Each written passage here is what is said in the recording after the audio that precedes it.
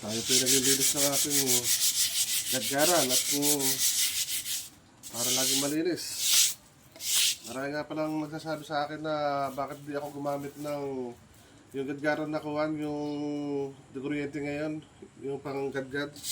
Eh, hindi ako gumagamit kasi iba talaga yung gadgaran ito na sinaunang gadgaran.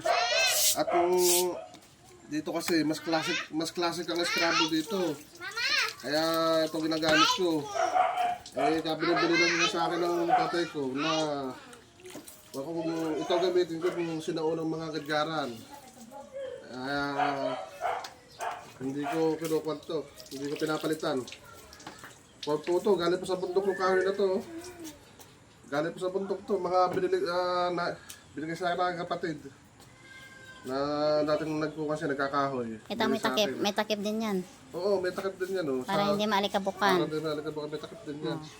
Ito, lilinisan din natin itong mixture natin. Dati ang mixture natin, yung mano-mano, ayun, sa motor. Eh, siyempre, mahihirapan na rin tayo. Kaya babili na tayo nito. Panghalo ng pintura to. Panghalo ng pintura, ayan. In-assemble ko lang. Ito talaga, yung gadgaran na to, ito. Hindi ko papalitan to kasi mas classic ang scramble dito. Sinauna to, sinauna. Sinaunang mga pang-scramble dati nung araw.